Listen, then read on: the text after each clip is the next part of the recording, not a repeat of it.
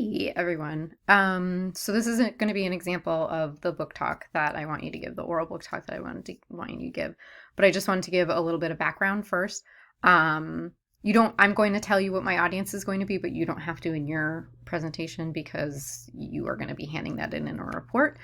The I'm going to talk a little bit about the difference in books that I did at the end of the book talk, but for now, all you need to know is that I am going to be talking to my quote unquote audience is going to be a group of high schoolers, like freshman, sophomore. It's going to be like a lunchtime book club, and I'm going to be relating it to the fact that they are studying World War II.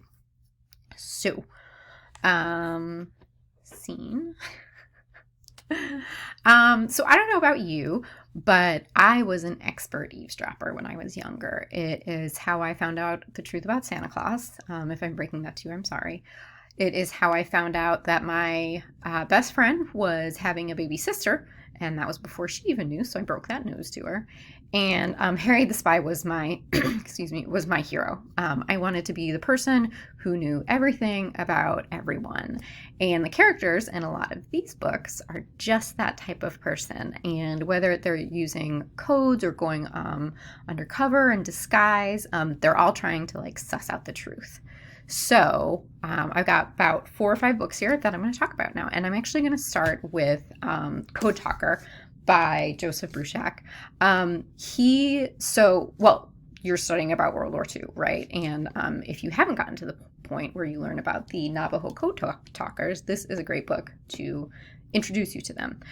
Joseph Bruchac is actually an Abenaki citizen. He's written a lot of books about Native American and indigenous people, both historical and current.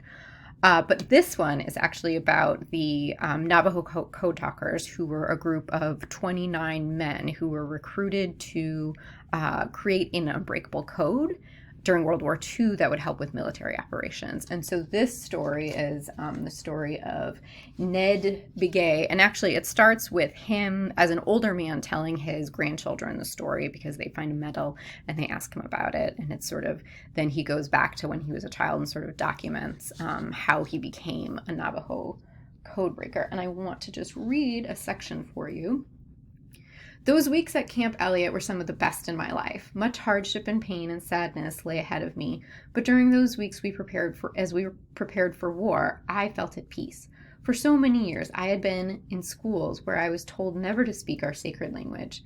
I had to listen to the words of teachers who had no respect at all for our old ways, and who told us the best thing we could do would be to forget everything that made us Navajos. And now, practically overnight, that had all changed.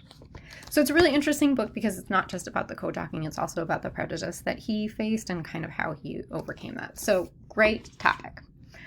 Next up, we are leaving our world completely and visiting the Grisha Verse by Leigh Bardugo. So the Grisha Verse is like a series of books that Leigh Bardugo, an author, has put together. There's a trilogy, the Shadow and Bone trilogy, and then the Six of Crows duology. And this is the sort of latest one in it. If you don't know those books, you probably need to read those first, but I'll sort of give you the description of this one.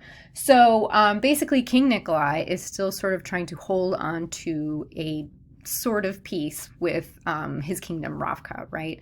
And there are threats from all over the place. A nation, Fjorda, the Grisha, the magical beings, are being sort of abused and used in that particular nation. And actually, that's where his spy, Nina, comes in. So Nina is stationed in Fjorda, and she's helping women and children, Grisha women and children, sort of escape. And actually, in the second book in this duology that is coming out in March, she ingratiates herself with the royal family. So that's really interesting. So she's feeding a bunch of information back to Nikolai.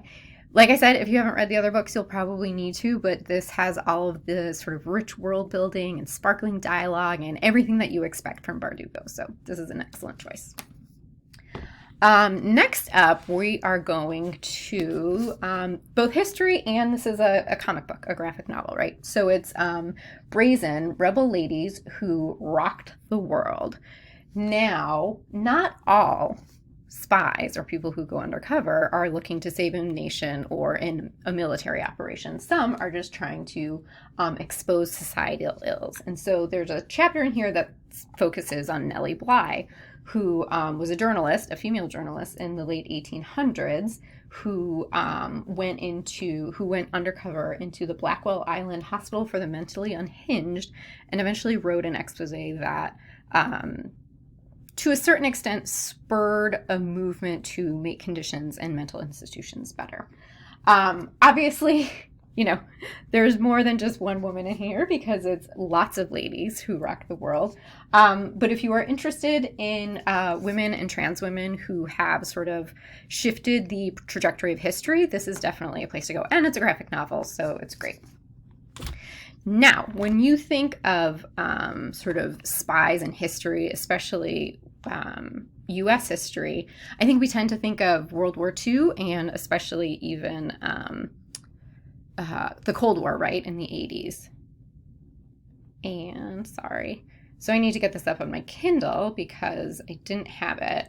But there was actually a lot of spies going on in the Civil War. And this is called Spies of Mississippi by Rick Bowers, the true story of a spy network that tried to destroy the civil rights movement. And this is actually about a group. The name is, I'm sorry. I wanted to get this right, the Mississippi State Sovereignty Commission. So in 1956, it was actually formed to infiltrate the civil rights movement and to sort of, there were people placed in there as like agitators to, if you almost think of it like trying to make up Antifa right now. And so really these people were there to stop the civil rights movement. And the book reads like, it's so urgent, it reads like a thriller, but it also has a bunch of like historical figures in it. So if you're interested in sort of like the different aspects of the civil rights movement and the challenges that it faced, that's a definite, it's really, really interesting. So we are going to end up where we started with another book in World War II, and this is Codename Verity, and it's by Elizabeth Wein. So this is actually written as a confessional. It's written by a confessional by Verity. We don't know her real name. And she is caught by the Gestapo and basically tortured to write this narrative. And it's sort of like a dual narrative, right? She tells the story of how she became a spy and what got her caught. And then also she sort of parallels that with the childhood of her friend Maddie. And Maddie is also a pilot who's involved in the war and spying with her. And the fact of the matter is, at some point in time, we realize that she's very much an unreliable narrator, but she's probably unreliable for a reason. And we know that her lies, whether or not she's good at them, is either going to get her killed or keep her alive. Suspense to the last page, trust me.